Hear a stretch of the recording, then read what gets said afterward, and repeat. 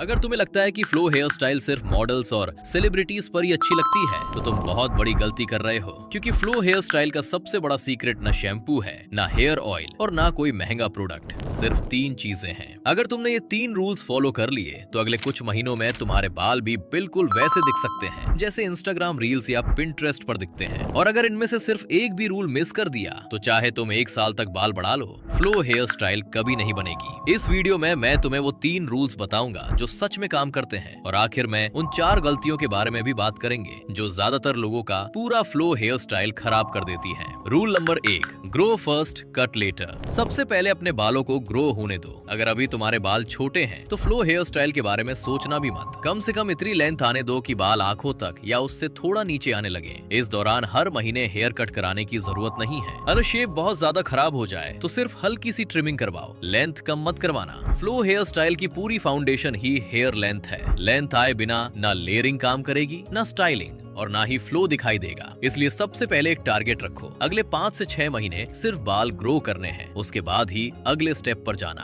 Rule number 2, train your hair. अब मान लो तुम्हारे बाल अच्छी लेंथ तक आ गए हैं। अब अगला काम है अपने बालों को सही डायरेक्शन की आदत डालना। रोज सुबह सिर्फ 30 सेकंड निकालो। अगर बाल सूखे हैं तो उन पर थोड़ा सा पानी स्प्रे कर लो। उसके बाद कोम या अपनी फिंगर्स की मदद से उन्हें उसी डायरेक्शन में सेट करो जिस डायरेक्शन में तुम फ्लो हेयर स्टाइल रखना चाहते हो। अगर तुम मिडिल पार्ट रखना चाहते हो तो रोज मिडिल पार्ट में ही सेट करो। अगर बैक फ्लो रखना चाहते हो तो रोज पीछे की तरफ सेट करो। ये काम तुम्हें सिर्फ एक दिन नहीं, रोज करना है। धीरे धीरे तुम्हारे बाल उसी डायरेक्शन में बैठना शुरू कर देंगे। और एक छोटी सी गलती मत करना, छोटी कोम का इस्तेमाल मत करना। या तो व्हाइट टूथ कोम इस्तेमाल करो या फिर अपनी फिंगर्स। इससे बाल फ्लैट नहीं होंगे और उनका नेचुरल वॉल्यूम भी बना रहेगा। Rule number 3, get the right hair cut. अब अगर तुम्हारे बाल अच्छी लेंथ तक आ चुके हैं तो सबसे बड़ा फैसला हेयर कट का है। यहाँ पैसे बचाने की कोशिश मत करना। एक अच्छा बार्बर ढूंढो जिसे मीडियम और लॉन्ग हेयर स्टाइल्स की समझ हो। उसके बाद उसे सिर्फ एक काम करना है, उसे रेफरेंस फोटो दिखानी है। क्योंकि फ्लो हेयर स्टाइल को समझाना मुश्किल है लेकिन दिखाना बहुत आसान है। और हेयर कट शुरू होने से पहले उससे साफ बोल देना, लेंथ मेंटेन रखनी है, ऊपर के बाल छोटे मत करना, सिर्फ लेयर्स दो और नेचुरल शेप मेंटेन रखना।